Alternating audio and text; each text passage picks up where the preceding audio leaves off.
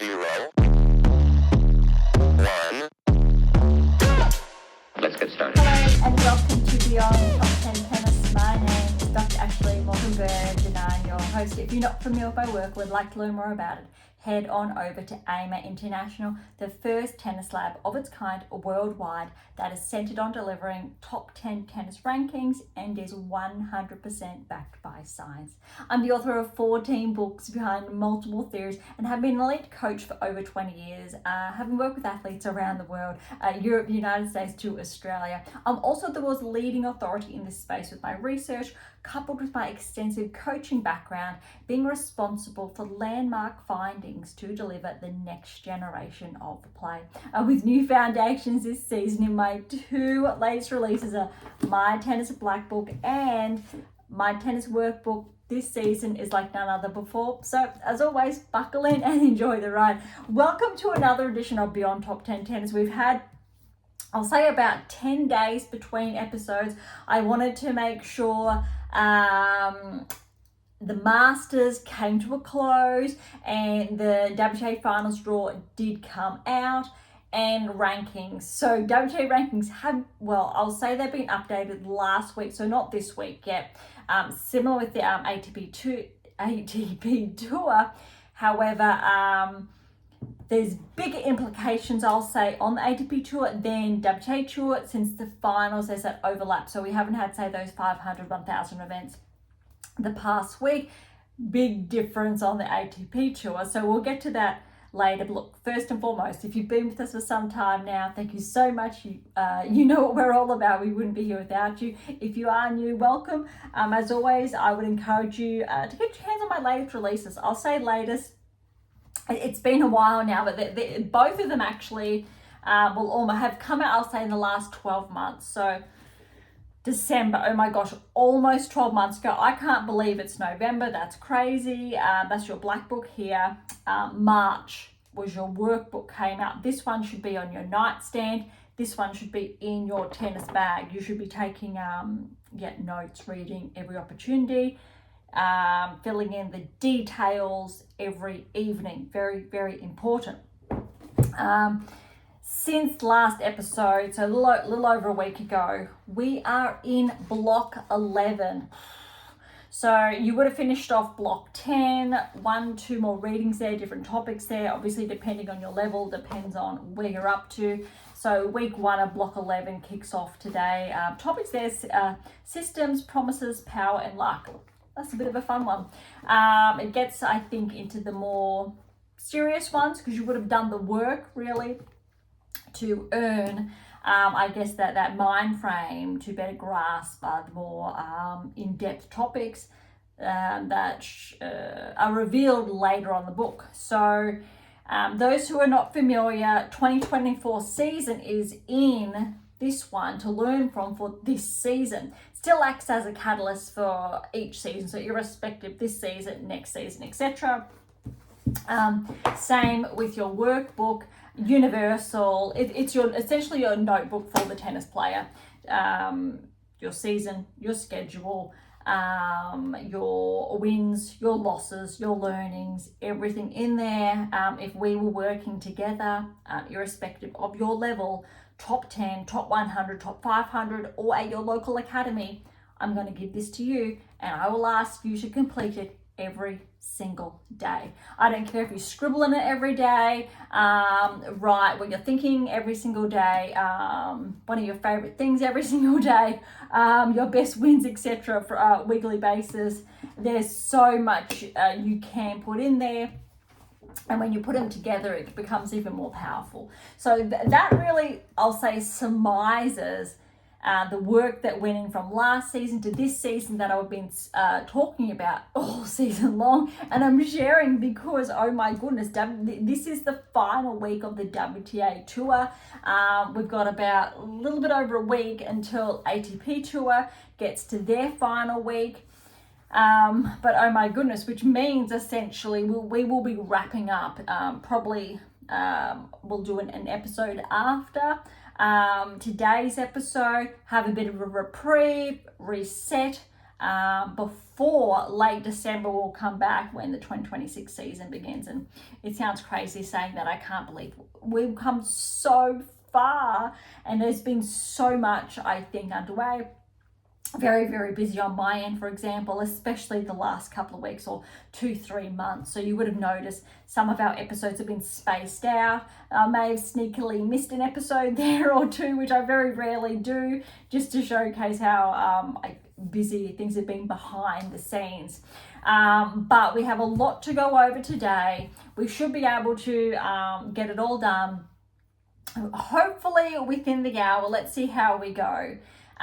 We're going to start off round of 16 of the 250 events, the 500,000s from the beginning. However, we remember last week we did share the earlier rounds of those 250s, the draws, a lot more to also keep in mind. The winners from literally yesterday or within the last 24 hours, the rankings have not been updated. So they still last weeks, but we will see when we get there. Sometimes it is, but I think that's almost perfect timing. So then when we circle back next week, we'll have some very interesting, I think, implications we can go over. However, I will see if we can get a hold of the live rankings. It's not really implications as such for the top players on the WTA Tour, but I will check on the live on the ATP Tour. I hope that does clarifies what we will be looking at, but I will get back to that when we arrive at the ranking. So as always, WTA Tour here, ATP Tour is over there, but rankings last after we do all of the results first.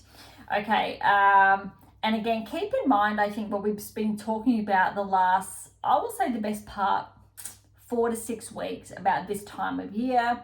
Some of the best players in the world, how their level starts to drop.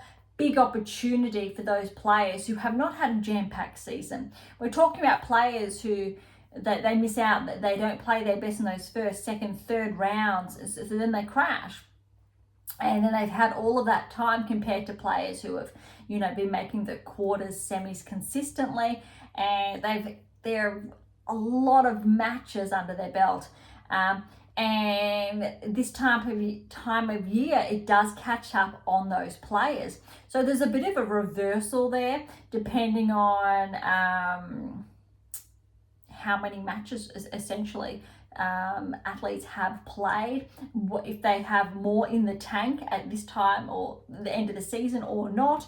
And that's why we do see a number of players starting to peak that typically we wouldn't say anticipate or expect to peak. And it's quite interesting. But also some players making a final run to position themselves for the 2026 season. So they're getting those last minute rankings, if you like. So then when next season commences, they've got themselves in a little bit of a higher ranking, those additional points. And there's been some really big surprises the last week that we really wouldn't have anticipated. However, ironically, we do anticipate that does happen. So it's not as shocking as when we see a player that's not seeded make a final, for example. It makes sense. So normally, most times throughout the year, there's no correlation. But interestingly, there is actually this very odd anomaly, if you like, that does correlate with a player's load and their performance, catch-22. So it's almost like a reward for putting in that hard work, still not performing at your best, succumbing to the better players essentially, and then all of a sudden those pieces of your game start coming together. You get a nicer draw.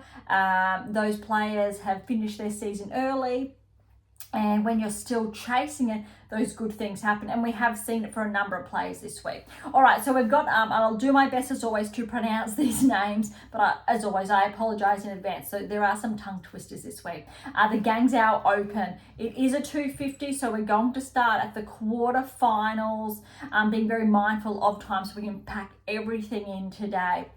All right, quarterfinals here, but I'm going to get ahead of myself.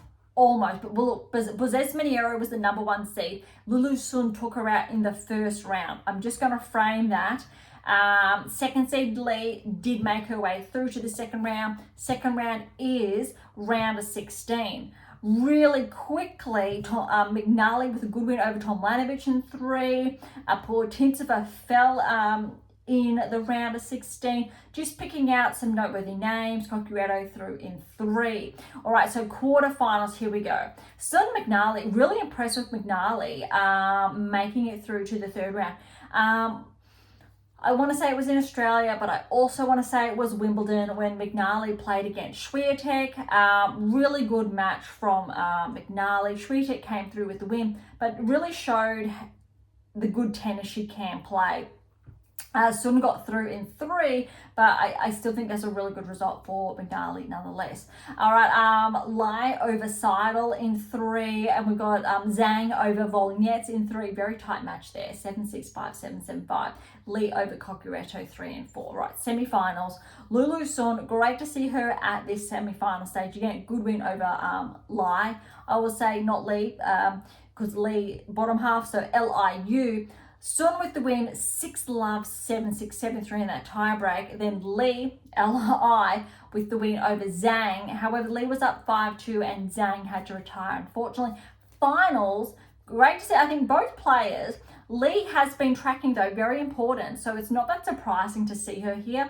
A little bit surprising in a good way for Sun. Probably hasn't had the best season. Started to get some more wins, I feel, in the later part of this season. Lee with the title, 7-6, 6-2. Tiebreak was 8-6, but well done to Lee, but really well done to Sun as well. Lee, we will see her tracking up the rankings. She has been this season, and I'm not too sure, but I feel like it's her second title this season, maybe more with how well she's been playing, or she's been progressing to these later rounds, whether it's the 125s, 250s, not 500s, but 125, 250s. I do believe she's actually had some good results this season.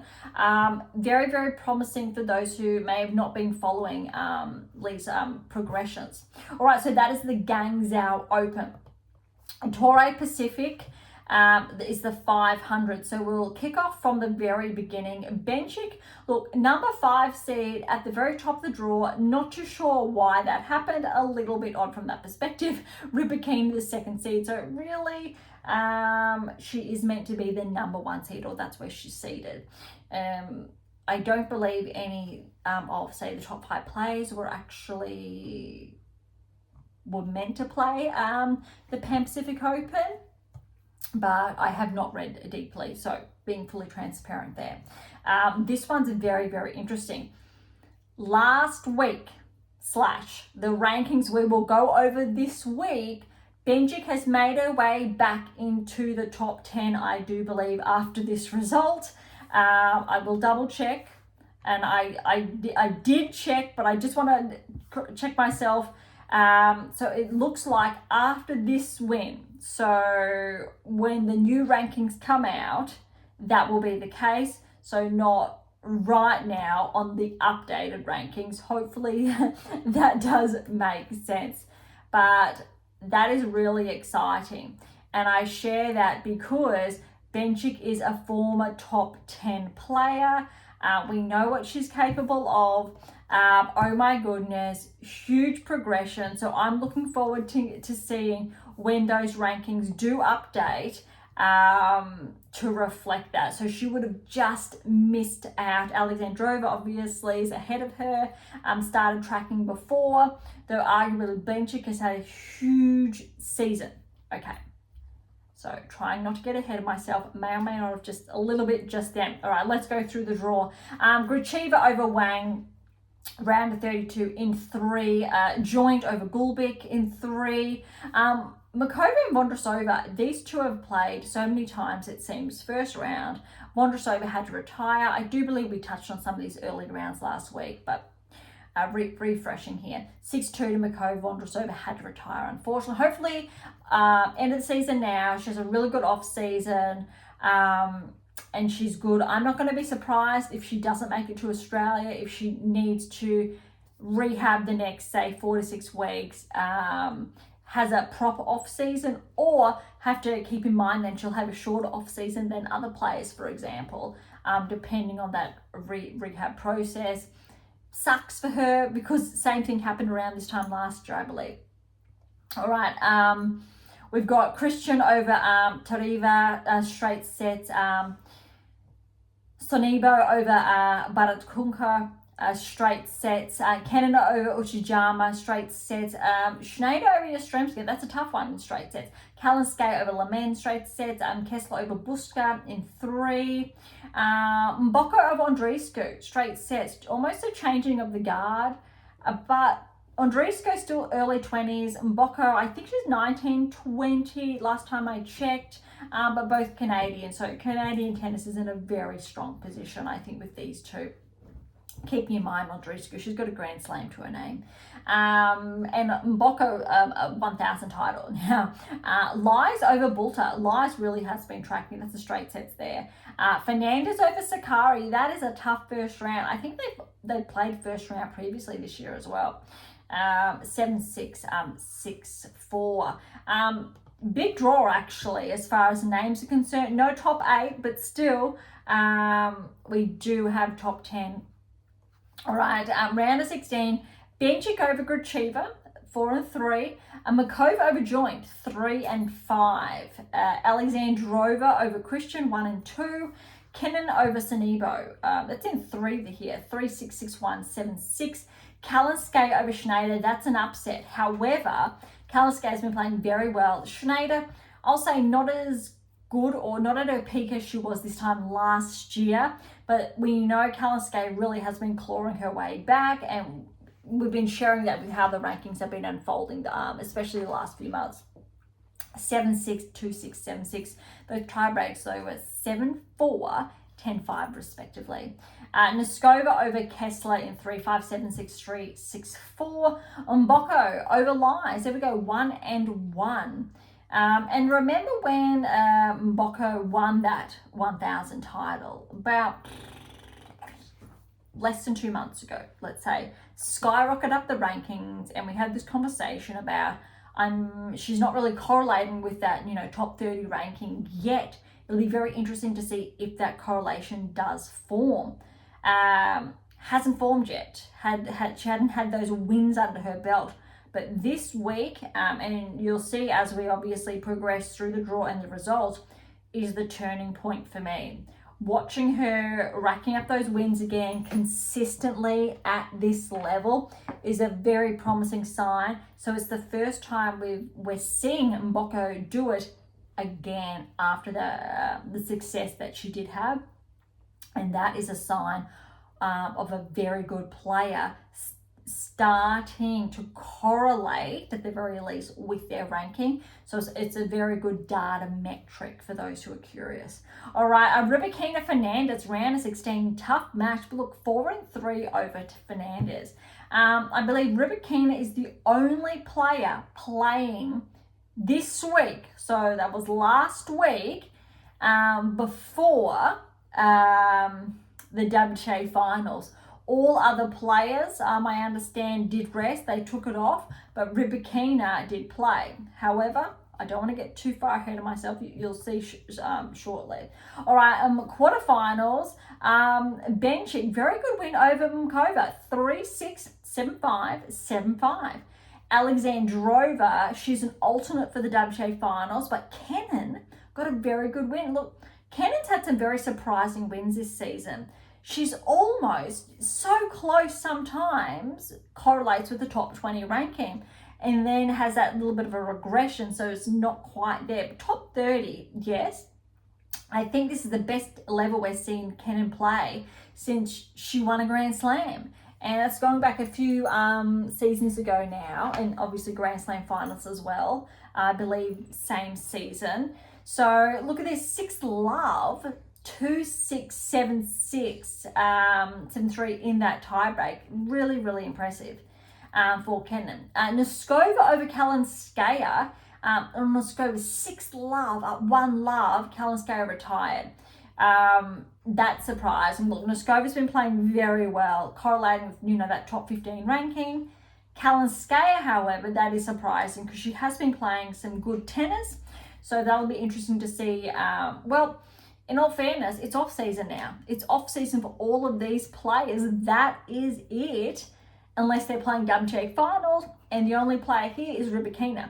But look at this, Rybakina and Mboko. So Rybakina got the win over Mboko 6-3, 7-6, 7-4 in that tiebreak. But still a very good performance, I think, for Mboko. Making the quarters over 500 is still a really good result. Semi-finals, Bencic, Kenin. Bencic, she's just on a roll. 7-6, 3-6, 6-2 over Kenin. Noskova, Rybakina, a walkover there. So Rybakina had to withdraw to be healthy for the WTA Finals. I'm not too sure. I think it was shoulder or something. So Noskova progressed to the final, and we've got final. Bencic, Noskova, Bencic with the win, 6-2, 6-3. That is the win. With those points, it is a 500 that should, when the rating come out, will position Bencic, I believe, inside the top 10. If not, she's this close, so close. It should reflect that, but it also obviously depends on the different shifts happening.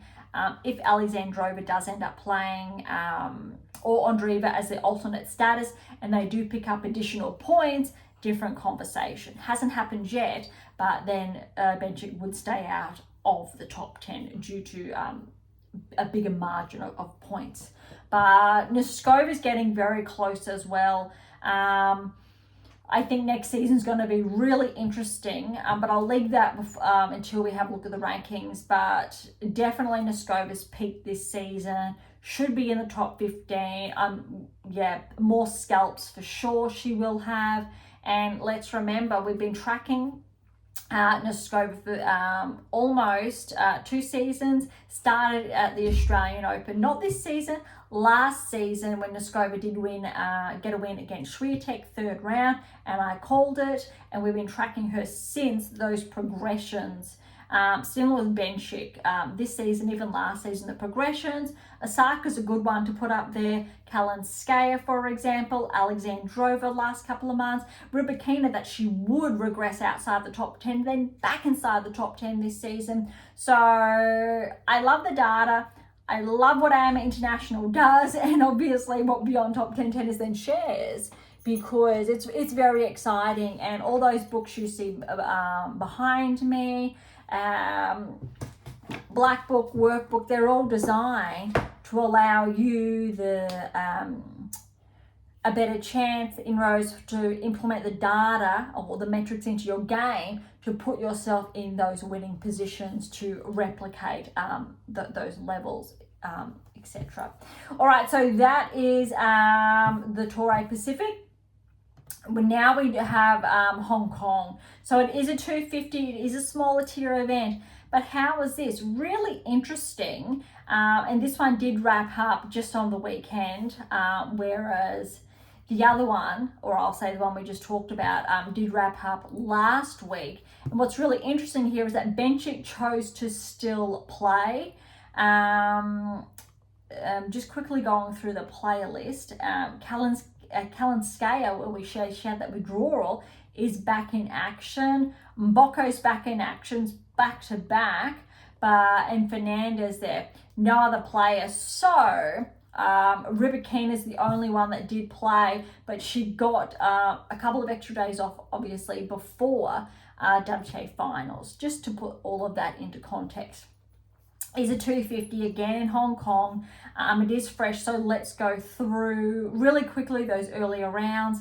Benchik's the number 1 seed. Fernandez is the 2nd seed. Benchik over Sasnovich, straight sets. Wang over Inglis in 3. Buska over Ma, straight sets. Arango over Uchijama in 3. That's a good win there. Sasatumi over Kenin. That is a very big upset with how well Kenin has been playing. Chong over Lamen, straight sets. Moriova over Wong, straight sets. Joint over Sevastova in 3. Kalinskaya over Rakimova, straight sets there. Zhang over Adavik, straight sets. Iala over Bulta. Bulta unfortunately had to retire. She's had a big regression in the rankings. Not her best season. Had a really good season last year.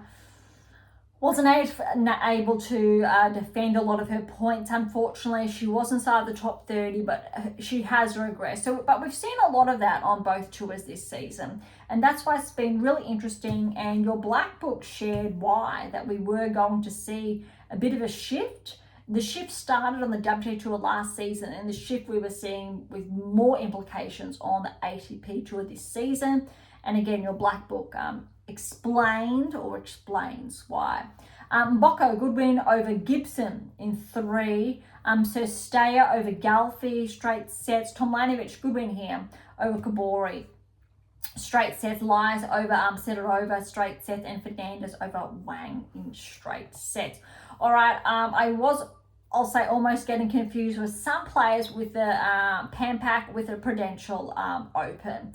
Keep this in mind for the players who are now going to start progressing, all right, because there are some interesting, I think, implications.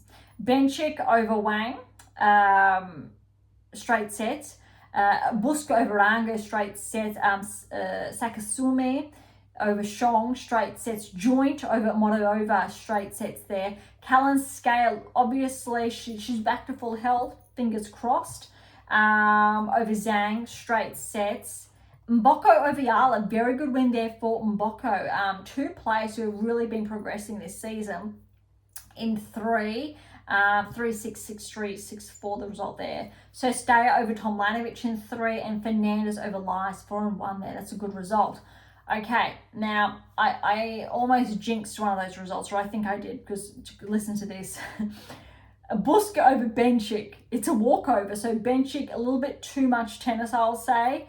She's been playing jam-packed, but this result hopefully really pushed her into the top 10. Keeping in mind the results from last week, the 500 win. And this week is a 250. She's made it to the quarters and had to have a walkover. Joint over Saksumi in 3, 6-4, 2-6, 6-4.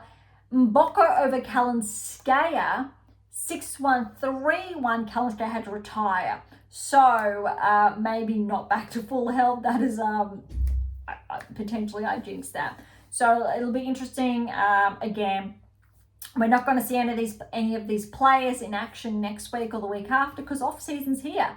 So if you're going to get injured, hopefully it's only minor. Now's the time to do it. You've got plenty of weeks. Well, it's not. You literally have about 7 weeks max rest. But that rest is your off season as well. So really you don't have rest. It's about putting in the hard work now. You are going to be doing that strength and conditioning, really upping the ante, but you still need to have those rest periods now, maybe a week now and a week at the end. So then you've got 5 weeks to really hit that peak and then to get ready for the 26 season. So the amount of time these players actually have to prepare for a new season is nothing. It's essentially nothing. It's actually quite ridiculous when you think about it. That's a whole other discussion. Wait for this. Fernandez over Sersteya, 4-4 for Fernandez. Good win. Semi-finals. Buska over Joint. Now, Joint, with this performance, semi-finals, maybe she's going to bump into the top 30. That would be crazy. For an Australian tennis, those of you who are not familiar, Beyond Top 10 Tennis is based in Australia, but we have not had a female Australian tennis player breaking to the top 30 since Ash Barty. Yes, Kazatkina is Australian now after that citizenship came through, changed this year. So is our top ranked player. But prior to that, joint is just wow. That is very unexpected.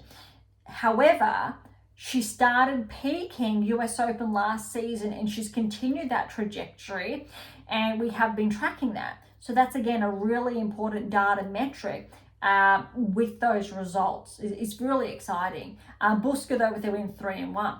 And look, Mboko Fernandez, again, Canadian tennis in good hands. Andreescu with the Grand Slam. Fernandez is a Grand Slam finalist. Mboko here, and this was really surprising. Look at this result. Mboko got the win over Fernandez, 2-6, 6-3, 6-2. That's huge. They're actually only probably 2-3 years apart, I think. I think a lot of people forget how young Layla was. The Fernandez Raducanu US Open final, there was only a year between them. But obviously we know Raducanu won, but again, just 1 year was between them. So now Mboko Fernandez, I think Fernandez maybe 22, 23, Mboko 19, 20-ish, maybe. We'll have a look in the rankings later, we can confirm that. That's just from memory, I could be completely wrong. But a very good performance from Mboko. Again, this is a 250, so it's not the 1,000 level she won, but she just came from the quarters of the Pan Pacs, progressing now to the semi-finals, now finals of a 250. Buska and Mboko in the final, and Mboko 7-5, 6-7, and that was 9-11, that tie break, which means Mboko must have had match points. Oh my goodness, Buska, way to dig deep. Third set, 6-2 to Mboko. That's huge. So we're seeing more of a correlation there with that ranking.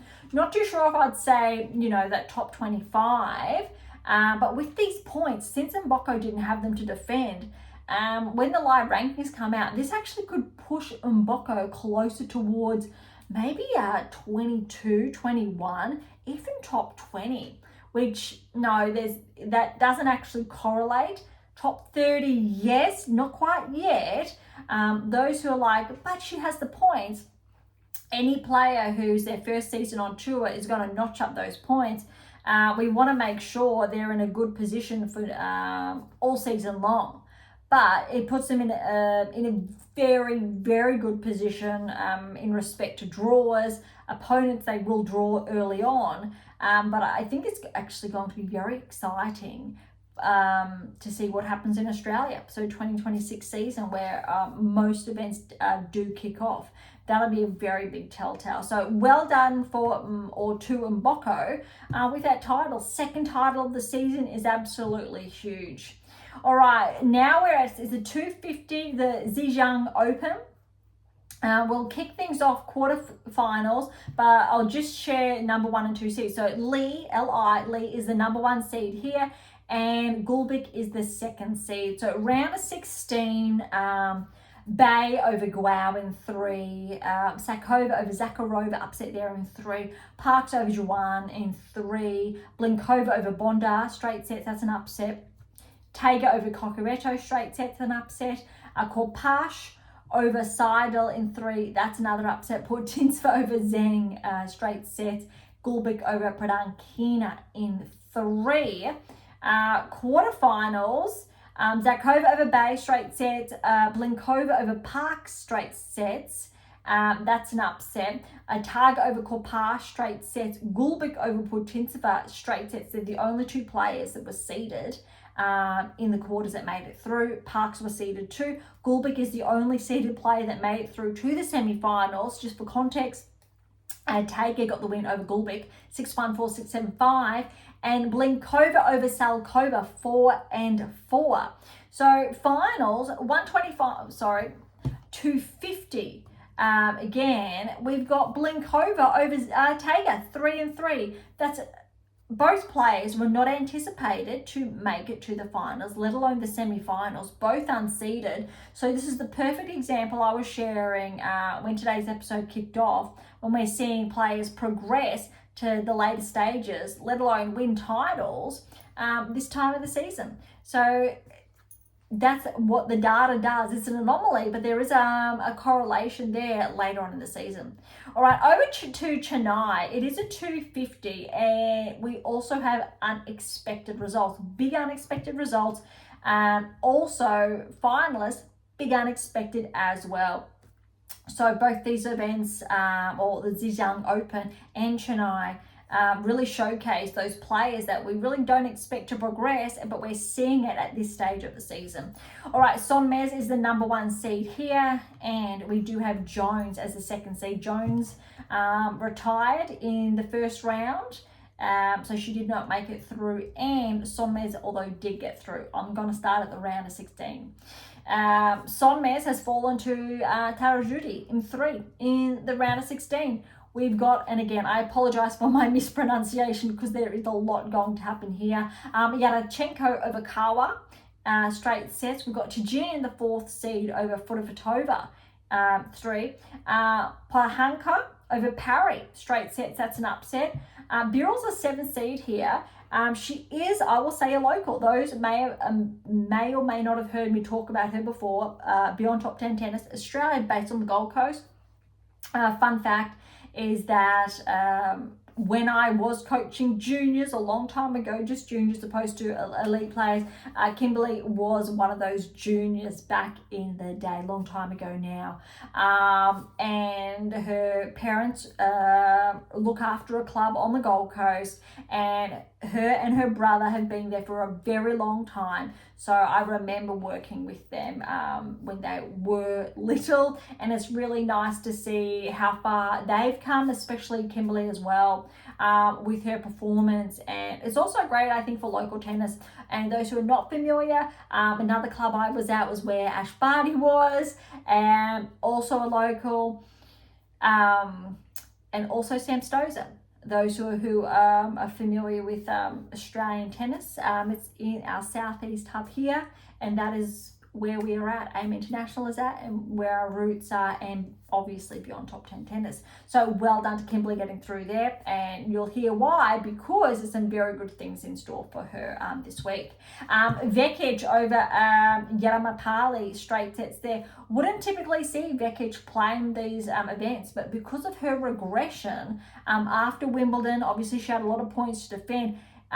She's playing these events really to notch those points back up. All right, Rodionova over Hunter. Have not seen Rodionova in action for some time. Very good win for her over Hunter. 3 sets there, but very tight. That 3rd set was a tie break, 11-9, very brutal. Then we got Garland over Yamauchi in 3. Quarterfinals. So we got Taradui. I'll try that again. Taradui. I really do try. Good win over Idachenko, 6-love, 6-2. Tijin, 4th seed over Podakova, 3-1. Birrell, best win, I think, of her career over Vekic, former top 20, 6-4, 6-love. That is a huge win for Kimberly. I don't know how well Vekic was playing, the story there, but that is a very big win. Because I wouldn't have been surprised if Vekic came out with the title, but that is a very big upset. Garland over Rodionova, straight sets there. So semi-finals, we do have 2 seeds. So Tijin is the 4th seed, Birrell's the 7th seed. Would not have anticipated this. Taradui has fallen to Tijin. So Tijin with the win, 2 tie breaks, 8-6 and 7-5 in those tie breaks. And then Birrell over Garland, very tight. You got 6-7, 2-7, 6-3, 7-5. Oh my goodness. So the finals between the 2 seeds, Tijin the 4th seed, Birrell the 7th seed. Oh my goodness. Tijin with the win over Birrell, 4-3. But both of these players we would not have anticipated to walk away with the title. Well done to Tijin, and well done to Kimberly making a final of a 250. That is very big news. I think it's the first final Kimberly's made of a 250. I think so. And that is Tijin, the first title. And I also believe it's the first Indonesian player, if I read that correctly, to win a title in 23 something years, I believe. Very big news there. That's very exciting. All right, so that is Chino, which brings us to the WTA Finals. All the others have got them, and we're going to the WTA Finals, and we'll go to the rankings. Just wow. Are you ready? So we've got the groups. Hopefully by now you are familiar with the groups. If not, let's have a look to find if they're going to give me the groups. They will. So we've got the Graf group, the Williams group. Don't know how they form them, however. All right, so the Graf group, Sabalenka, Pegula, Gauff, Paolini. The Serena group, Swiatek, Rybakina, Anisimova, Keys. Way to go, US tennis representing with 2 US per player. Could have been a little bit funny if they bunched them all into one group. I like this, but I also don't like this. Sabalenka, I think, has a very good chance. That said, I'm curious to see how Pegula goes against Sabalenka, how Gauff is against Sabalenka. I think the biggest threat to, Swiatek, biggest threat is also Rybakina, Anisimova. Obviously, Anisimova has the hardcourt win over her, and then Rybakina, I believe, recently. So I think for both players, it's big. Look, Keys, we know, is going to come in underdone because she hasn't been playing as much. But that's probably the only player. All other players have been playing some exceptional tennis, and I am here for it. It's very different, I'd say, to the ATP Tour because you're looking at it very different metrics, very different levels of consistency, peaks, baseline levels of play. As far as the data is concerned, it is very, very exciting. But again, after this, we'll have a look at the rankings. Now, let's have a look at what has happened so far. Only 2 days, but there's only been a couple of singles actions underway, or the initial ones. So day one, we had those 2 results as far as singles are concerned we're focusing on. Swiatek and Keys. Love seeing this, how well Swiatek was playing. 6-1, 6-2. Almost clinical. Again, love it. Did not see it, but again, let's remember how well Keys got that win over Swiatek in Australia. Obviously went on to win with the win over Sabalenka. I mean, how can you forget that? Keys winning her first Grand Slam after defeating the number 1 in the world and the number 2 in the world. Like, that was incredible. Or 2 and 1 respectively. So well done, Swiatek there. That said, it is round robin, so players are allowed to lose 1 match and they could still make it to the finals. So keep that in mind. Rybakina over Anisimova, 6-3, 6-1. Again, keep in mind, Rybakina, she just played an event a little over a week ago, and I think that's actually served her well. She had some tricky matches there. So really, really good, although she did retire as well. So if Rybakina can stay fit, it's going to be very interesting how this plays out. As far as this draw is concerned, you really need to give it, Swiatek, Rybakina, I think, are the favourites. But, Anisimova, with what we've seen of her this season, she could turn that around at any match. I'm probably not so much for Keys, but if she can win the Australian Open, you can't write any of these players off. All right, so that's day 1 action. Day 2 action, Sabalenka over Paolini, 6-3, 6-1. Not that surprising. Was hoping Paolini would push a little bit more, but to me that says Sabalenka, she's really switched on. Just like we just saw from Swiatek and Rybakina. And then, this is probably the biggest match / biggest news, is Pegula got the win over Gauff. 6-3, 6-7, 6-2. That tiebreak to Gauff, 7-4. But well done to Pegula. Definitely would have come in, I would say, not as a favourite. Gauff, defending champion, obviously won WTA Finals last season. But wow, again, you still can lose that one round robin and make it through. Wouldn't it be nice if Pegula got some revenge, I think, over Sabalenka?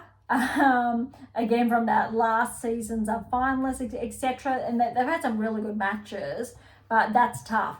So today's matches, oh my goodness, because you will have, well, in in a little over 12 hours, so I think it's about 15 hours time, Swiatek and Rybakina. That is going to be big, very, very big. I'm not too sure who won their last match. I want to say it was Rybakina, but I feel like Swiatek's got the win over Rybakina this season as well. Swiatek's going to have to be switched on. Rybakina's going to have to be switched on. I can't call it, because how Rybakina's, look, if it was how Rybakina was playing in the first half this season, I'd say Swiatek. But how Rybakina's playing now, she's really upped her ante. So Swiatek, with how well she's been playing, it's going to be really interesting. Anisimova Keys is going to be very interesting because similar styles of game. And that's a very tough one to call. I absolutely think Keys could get a win over Anisimova. How she just slaps the ball, honestly. Anisimova does something very similar though, and I think her 2 Grand Slam finalist results this season and that experience is really going to, I think, show on court and how the match does unfold. But those 2 matches are absolute rippers. Tomorrow we'll have the other side of the draw, or round robin, Gauff Paolini. If Paolini, I think, gets a win here, and Gauff, since both of them obviously lost their first round robins, that's big. If Paolini with that win could put Gauff out of contention to defend her title. Coco Gauff, if she's listening and wants help with her serve and those double faults, please, anyone with a phone, to call her team and tell her to get in touch, because mechanically, not just from a biomechanical perspective, but from a technical perspective, 2 very different things as well. There's something that has not been addressed. Why Gauff keeps double faulting. How Gauff is so, I think, she's underperforming, but she's capable of so much more. It's almost dangerous and very exciting at the same time. So if Gauff's serve is very similar, you need to argue that Paolini with that win. I'm looking forward to seeing how that match unfolds because, again, very exciting. Sabalenka Pegula is an oh my goodness. It's almost like the Swiatek Rybakina, but obviously Sabalenka is going to go in favourite. But Pegula just beat Gauff in 3. And Pegula, if she scrapes by, and we know how good she is at doing that, I really think she could get that win. And I think it could be very, very exciting to shake things up. Secretly, I would love, Swiatek to finish the season, just how it's gone. But look, Sabalenka has not won before. Look, if Paolini won, it'd be pretty exciting. Anisimova with 2 Grand Slam finalists results to her name. Obviously, Paolini did the same last year. Keys really circle back. Any play, look, Rybakina finishing on a high. I actually think most of these players of the top 8 have a really good chance. And I think that's what differentiates, same with Gauff, WTA Tour from the ATP Tour at this time of the season, where the levels are very similar, where the levels are not as similar on the ATP Tour. Interesting discussion. All right, so they're the next 2 days, how that's going to pan out. Let's see. Next episode late next week. I'm gouging that it potentially will be. I really want to wait for WTA Finals to be done, but also ATP Tour. Hopefully the finals draw comes out for them as well, so we can have a good discussion around that. But buckle in for the next, I guess, couple of days as Ryder takes place. Yes, I wish it was held somewhere else. Would be nice if it was in Australia or just anywhere. That really would be nice, especially for women's rights. But I guess we won't be going there. It's very disappointing, but I also understand the why to try to, but also human rights, etc. Okay, but let's get on over to the rankings. We've done all of that. I'm excited for the finals. I hope you are too. Really glued into that, and I want to see what's happening. And there will be implications for the rankings, but we will get to there shortly. I want to start though, as always, at 100. Let's just double check before I start. I want to see if anything has been updated since we've been going live. No, not updated. So these rankings they do not reflect the past week's results. So they won't reflect Benchik's actual result, but we'll have a look at that. We'll have that discussion when we get there. All right, so starting at 100 is Bulter. That is actually very brutal. Back 21 places to 100. I almost cannot believe this. Look, Azarenka's been bumped outside the top 100 a few weeks ago, which is also absurd, it seems. But to have Katie sitting at 100 after being inside the top 30 absolutely does not correlate. But it's the perfect example when you see a disparity between the rankings and performances. So, for example, if Katie's at 100, we've got Juvan's up 5 to 97, but then you've got Birrell, who we've just spoken about, making the finals in Chennai. She was bumped outside the top 100. It must have been just over a week ago, because she's up 23 places to 94 in the world, but she was sitting around 80. So again, not quite, a bit of a disparity there. Kimberly really does. She's around that 90, 80 in the world. It has been most of the season, but just shows what a few weeks of not performing very well can do. But very brutal, I'd say, for Katie. All right, Sam Starr just back 5 to 92, just focusing on the big jumpers here. Polonina Kudermetova, she's actually back 16 to 88. She was around 50 in the world. Sun again, making the finals. She's only at 1 to 87, though again, these are not, I think, aligned with those rankings. Sardo's up 5 to 85. Good note, she's 20 years old from Germany. So that's one to keep an eye on. There's been a lot of up-and-comers this season. Cocchiareto's up 5 to 84. Looking at the bigger jumpers, Jones, she's back 5 to 76. Berge, she's up 9 to 75, 19 years of age from Czechia. Shramkova's back 13 to 74. Portins was up 2 to 73. She was top 30 or around 31, 30 earlier this season. Similar, Vekic is up 6 to 72, but she was around 20 or top 25 for most of the season up until after the championships. Cartel's back 5 to 71. She was got up to after the championships, I think around 50, if not higher.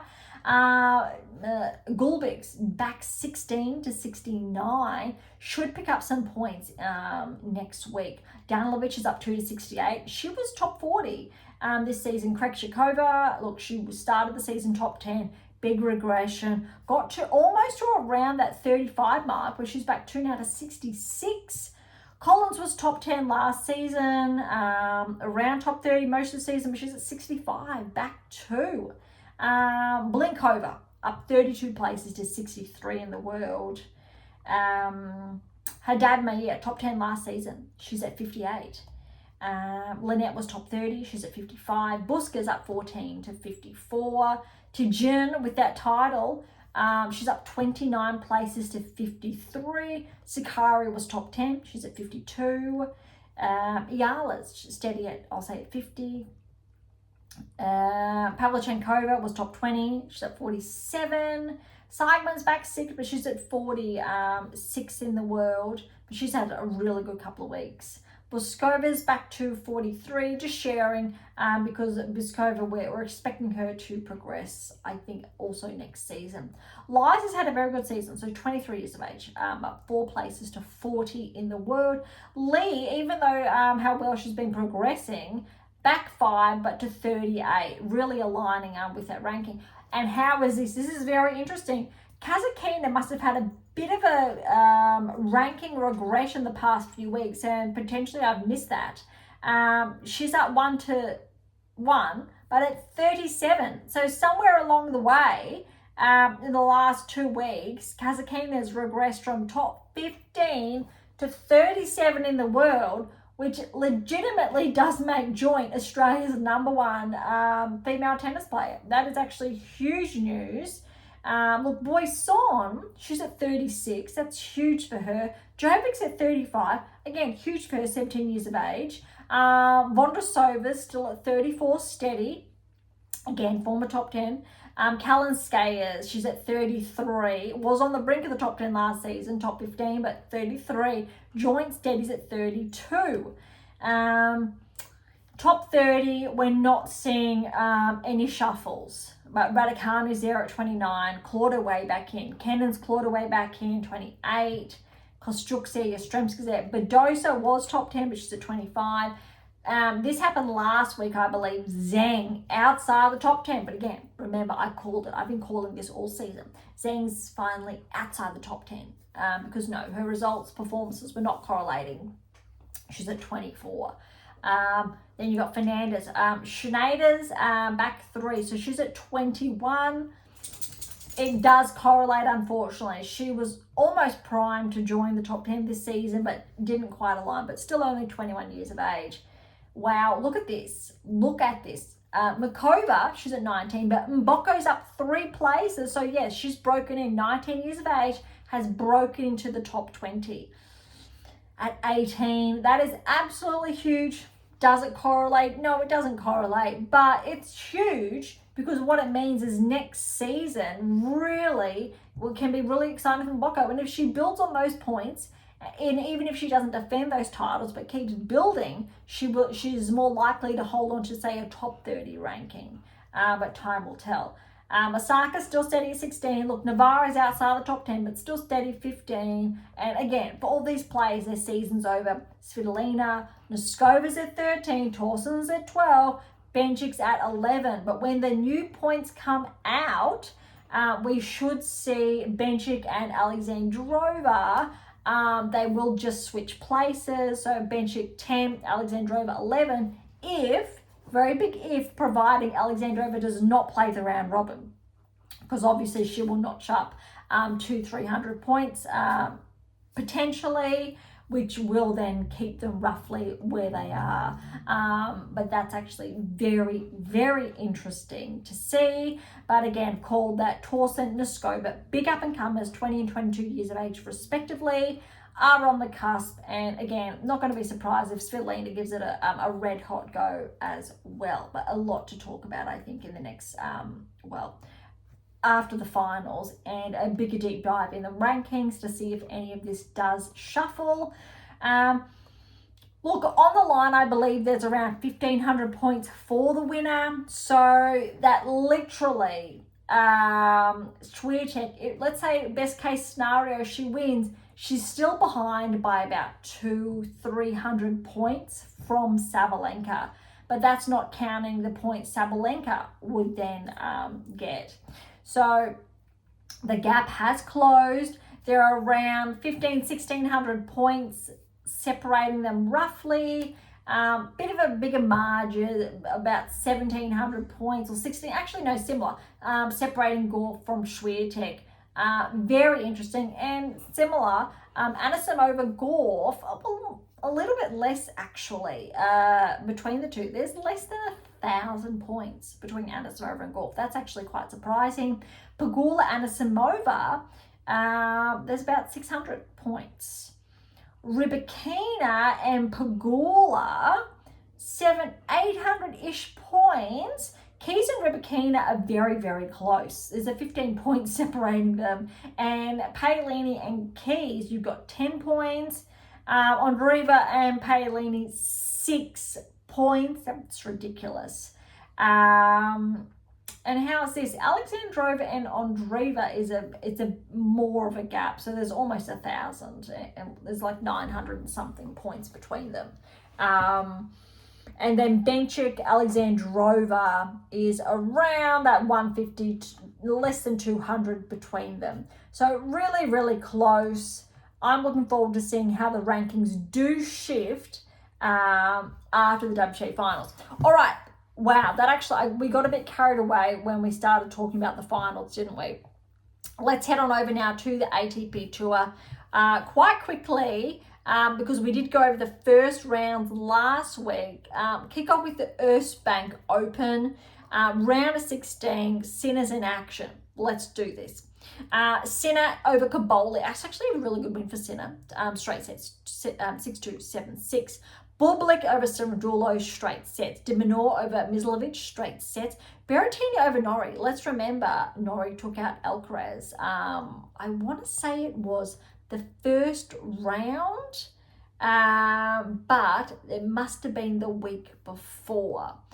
Just putting into context how well Norrie's been playing. But well done to Berrettini, 3 tight sets. Mutay's upset Medvedev, and Medvedev just won a title just the week before. So well done, Mutay there. Mazzetti over Chevrolet, straight sets. Gregensport over Nakashima, straight sets, but 2 tie breaks. Zverev over Analdi in straight sets there. Quarterfinals. Look, Sinner over Bublik, 4-4, but well done Bublik. Actually, that's closer than potentially anticipated. De Minaur over Berrettini, good win, 6-1, 7-6. Mazzetti over Mutay, 3-4, and Zverev over Gregensport. Looks like that was a walkover. I like this semi-final lineup. Sinner, De Minaur, Mazzetti, Zverev. All of them, I believe, have qualified for the finals. Well, Zverev, De Minaur with this result, and Sinner will qualify. Not 100% on Mazzetti. I think so, but not 100%, so I'm going to leave that there. Sinner over De Minaur, 3-4, and Zverev over Mazzetti, 4-5. I love the final. Sinner and Zverev. And why I love the final is that Zverev managed to push Sinner to 3 sets, and it was close. 3-6, 6-3, 7-5. That's big. So keep in mind that's the Erstbank, and that finished last week. So just after last week's episode, this one did come to a close. So we've got the Masters report on. Just to be clear that there's a little bit of a crossover this week, like on the WTA Tour. All right, so well done, Sinner. And I'm not going to spoil it, potentially already have, with the points Sinner's been getting here, but also Zverev, like he's really making sure he's keeping pace with the top 2, or firmly inside that, to the top 3. All right, and that was a 500. So the other 500 was the Swiss indoors. For context, Fritz is the number 1 seed, Shelton is the 2nd seed, but very different to Zverev. Fritz has fallen in the second round of 16 to Humbert, 3-4. Opelka over Van der Zandschulp in 3. Rudd, good win over Wawrinka. Well, straight sets, but well done Stanley, still keeping pace with the best players in the world. Davish Fokina over Brooksby in 3. Fonseca over Menzies, but that is a walkover, unfortunately, for Menzies. Shapovalov over Roya, straight sets. Agor Elisime over Silic, 7-6, 7-6. We know how well Silic plays, former top 10 player. And Menard over Shelton. So another, number 1 seed out, number 2 seed is out. Menard over Shelton, that was 3-4. That's big. All right, so quarterfinals now. To put this into perspective, top half, no seed. Then you got Rudd, Davish, Fokina both seeded. Shapovalov seeded. Fonseca's not seeded. Ogorlissime is seeded, but Minar's not seeded. All right, are you ready? You got Humbert over Opelka, straight sets. Davidovich Fokina over Rudd, 7-6, then Rudd had to retire. So again, surprise, or upset. Fonseca over Shapovalov in 3. Fonseca's up 4-1. Shapovalov looks like he's had to retire. Another upset. Minar over Felix or Ogorlissime, 6-3. Then Felix had to retire. Another upset. So bringing us to the semi-finals, none of these players were anticipated to get this far. The seeds have all gone, and this is a 500 event. Big points on the line. Davidovich Fokina, my apologies, he's the one seeded player left, although fell or got the win over the lower seed, high seed, lower seed, depending how you look at it. Davidovich Fokina over Humbert, 7-6, 3-1. Humbert looks like he's had to retire. Fonseca over Minar, 7-6, 7-5. That's a huge win for Fonseca. His first year, I think, not on tour, but as playing a full season is huge. And we know from Davidovich Fokina how well he's been tracking this season. Fell off a little bit last, 2 months, but still been playing very, very good tennis. But Fonseca, oh my goodness, he's got the win over Davidovich Fokina, 6-3, 6-4. That's huge news. This time last year, he was playing like a 125s, 250s, and he's won a 500 event, which really will push him up the rankings. Very, very impressive. Well done, Fonseca. Well done to Davidovich Fokina, though. He's been playing so solid all season. Not his first final this year either.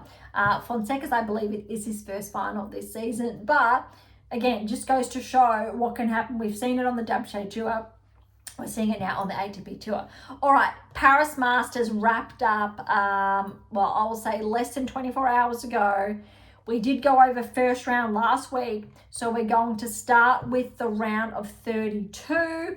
And I did get ahead of myself. So you would have heard me mention the Swiss indoors, the Norrie result. But it is the Masters where Norrie amped it up a notch. Because look at this. It's actually second round, Alcaraz, Norrie. Norrie with the win over Alcaraz, 4-6, 6-3, 6-4. Bam. And that's the difference between Alcaraz and Sinner. I think Alcaraz has more ups and downs. Sinner's a little bit more consistent when you look at them against different players. Alcaraz, the best players in the world, bring his best out. Whereas Sinner, he's locked into that baseline irrespective of that level, if you want to look at it that way. All right, Vasho, Vadasho over Rinderknech. Now, remember, Vadasho won over, I think it was Rinderknech 2-3 weeks ago. But that's a good win there over Rinderknech in 3 sets. That's actually almost unfortunate that they've had to play in the second round again. Almost unfair. Both had a wild card though, and Vasho with the win. Felix with the win in 3 over Mueller. Altima's upset Rudd, straight sets. Fritz over Vukic, straight sets. Bublik over Mute, straight sets. Kakanakov, good to have him back. He's got the win over Fonseca in 3 sets there. Again, this is a 1,000 event, and Kakanakov's just been bumped outside the top 10 to put that into perspective. Dimonor, tough one there over Diallo, but got through in 3. Sonego's upset Mazzetti in 3 sets there. Great to see Dimitrov back, but Medvedev's walkover. So unfortunately, Dimitrov had to, he did not play. Davidovich Fokina over Kazuk, straight sets. Zverev over Ugo Carabelli in 3. Shelton, good win there over Kaboli, straight sets. Rublev over Team, straight sets. Surendrolo over Kekanovic in 3. And Sinner over Bergs, straight sets. All right, round of 16, we'll dive in a little bit deeper. Keeping in mind, Alcaraz is out. It's really opened up that top section of the draw. So Vachereau, now wild card again, because remember how well he played a few weeks ago with that title. He's got the win over Norrie, 7-6, 6-4, which means He has made the quarterfinals of a 1,000 event again. That is huge, huge news for him and his ranking. Again, it was only a few weeks ago he was ranked in the 200s. Ogor Elisame with the win over Altamar in 3. Bublik's upset Fritz, which is huge in straight sets. Dimonor, good win over Kakanakov. Medvedev over Sanigo in 3. Zverev over Davidovich straight sets. Shelton over Rublev straight sets, good win there. Sinner over Cerundolo straight sets, good win there. All round. All right, quarterfinals. Lots of seeds, which we want to see, except Vachereau. He's made it to the top 8. Okay, Ogor Elisame over Vachereau, 6-2, 6-2. Bublik, that's a huge win, has upset Dimonor, 6-7, 6-4, 7-5. That's surprising. Zverev over Medvedev, 2-6, 6-3, 7-6, 7-5 for that tiebreak. And Sinner over Shelton, 3-3. Wow. Semi-finals, we've got Ogor Elisame over Bublik. Now Felix is back into the top 10, which is really exciting and does correlate absolutely. 7-6, 6-3 over Bublik. Sinner over Zverev, oh my goodness, 6-love, 6-1. I don't think anyone anticipated that. That does not sound right. Wow, well done to Sinner. So, in the final, Sinner, Ogor Elisame, and absolutely two of the informed players this season with how well Felix has been playing. I know there are different levels, but Felix, he's had some of the best results this season. You would have heard me share his results this season, how well he's been tracking, and how I did say he's going to get potentially top 20, top 10. And here we are again, the data, the insights, and everything how we've been tracking. Sinner over Ogor Elisame, 6-4, 7-6, 7-4 for that tiebreak. Well done, Felix, especially when you put into account, take into account Zverev and Sinner, almost a whitewash there, and Felix keeping it really, really close. So that result puts Sinner back to number 1 in the world. And Felix confirms his place not only in the top 10, but I believe he is actually at a new time rankings high. But we will get to that shortly. All right, this week is a bit of a reprieve for the top players because there's a week and then the finals, I believe, do start. But we've got Athens started today. Djokovic is the number 1 seed and playing. And now that's really interesting. So he's and Mazzetti's playing as well. I'd say warm up, getting a few extra matches under their belt before the finals. First rounds are through. Tabilo over Walton in 3. Borges over Sakaradis, straight sets. Korda, good win over Popper in 3. So just a couple there to report on, but it is a 250. Wouldn't expect Djokovic to play in that, but we have seen him do that before. But it's a really big lesson in periodization there, and we have spoken about that all season. Next one is the Moselle Open, and we have Felix as the number 1 seed, so he's playing back to back to back to back. Obviously, doing same thing. Same as Eddie Djokovic are doing, because I do believe Ogor Elisame would have qualified. Not 100%, have not seen the cutoff. So, but we do have, Kazuk's over Manorino in straight sets. Nori, we've got back in action. Sanigo's back in action. Gaston over Adame in straight sets. Rindic will be in action. Mapeshi Pericard, Bublik also playing. Berrettini playing. Tien playing. And look at this, Etijori is a lucky loser. He's at the bottom of the draw.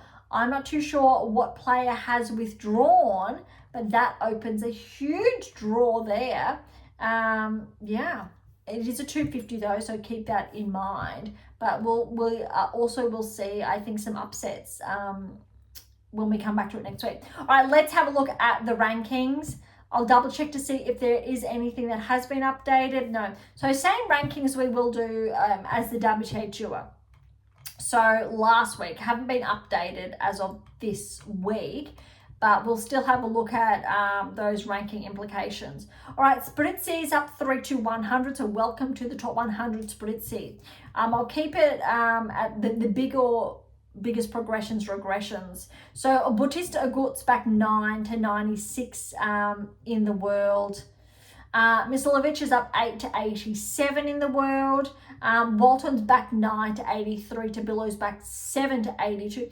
More big jumpers this week we are going to see than on the WTA Tour. Silik's up 14 to 75. Thompson's up 5, 74. Thompson was actually around 30, 35 earlier this season, so he's had a big progression this week. Monfils as well, who's top 50, back 6 to 72 now in the world.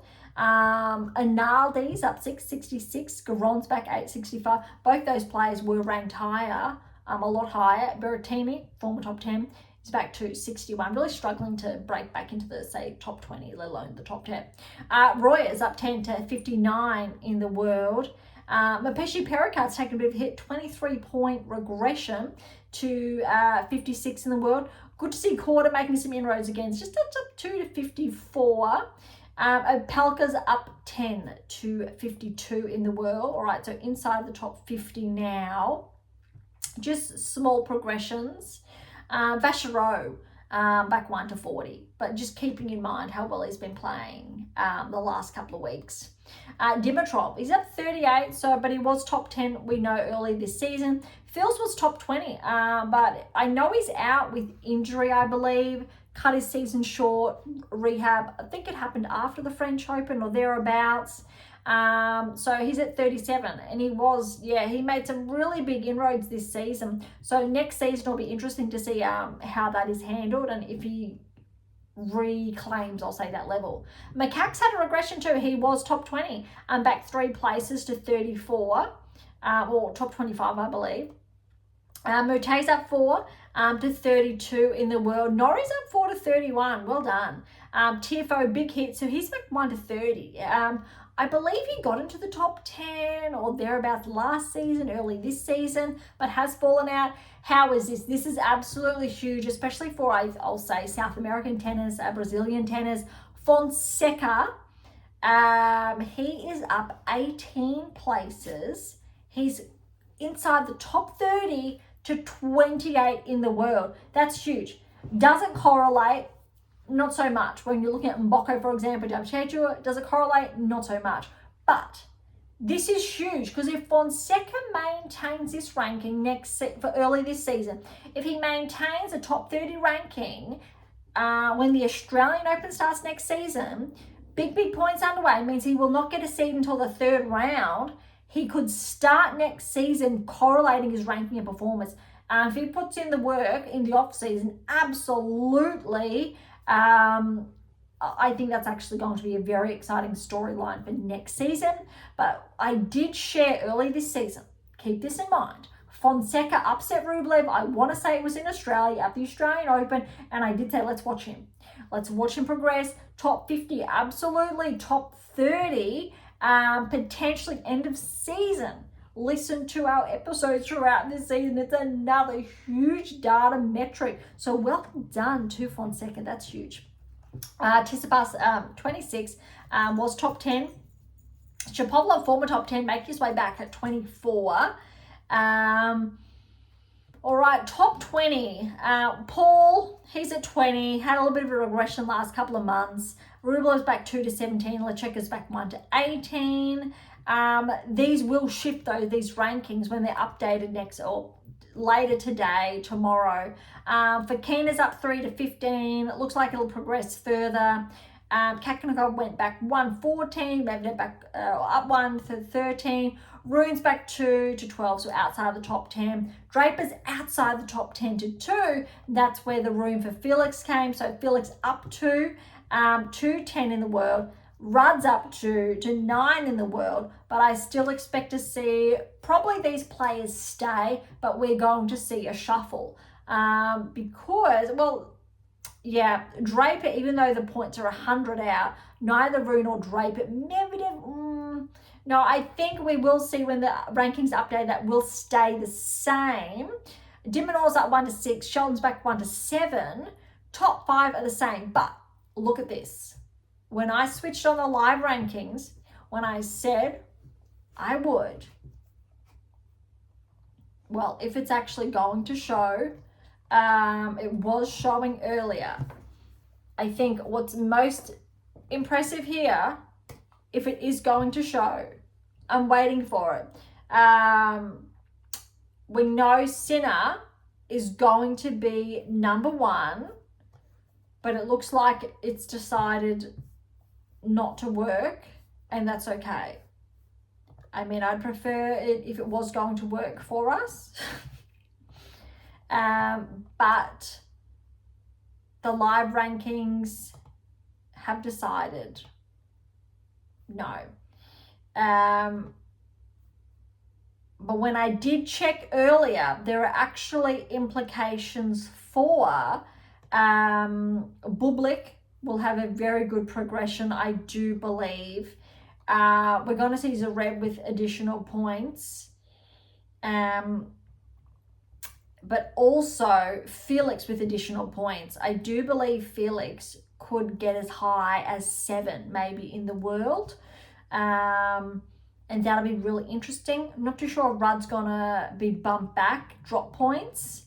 Medvedev could collect. Davidovich Fokina could get closer, as well as I just said Bublik. But I think they're the prime ones that I did see. But anyway, doesn't want to show us, that's okay. We will touch on all of that next week. Similar, I guess, like we did this week with the WTA Tour, with the finals. Just before, I guess, or during the ATP finals, we'll be able to dive into that. But there'll be a lot to touch up on or catch up on next week with the WTA finals results. And then the ATP finals underway and those updated rankings from WTA finals and the ones from this week and implications for the winners. Because I still believe Alcaraz and Sinner will be able to fight for the world number 1 or the end ranking, which it's always fun. Secretly hope it gets really close also on the WTA Tour between Sabalenka Swiatek. So next season starts very, very close. I haven't seen that for last 2 seasons, I think thereabouts. All right, so thank you so much for listening. To grab a copy of my 2 brand new releases, I'll say My Tennis Black Book or My Tennis Workbook, head on over to AM8 International or Amazon, so irrespective where you're based in the world. If any comments or questions, head to AM8 or Topic Thread, or leave comments directly on YouTube or Spotify. To interact with Beyond Top 10 Tennis, catch up on our blogs, or sign up to my newsletter. All links are in the episode notes, as well as how to access Pink Octopus books to Sprue. And if you enjoyed today's episode, please subscribe, like, share, and all of the above. Beyond Top 10 Tennis exists for you, so please consider sharing us near and far. And if you're serious about heading towards the top 10 or want to know what your game's missing to secure that maiden Grand Slam or more, don't be shy and come and say hi. Absolutely the perfect time with your off season to work on key technical metrics, parameters, etc. to set your game up for the 2026 season, which really now is around the corner. This is the time to put in the work.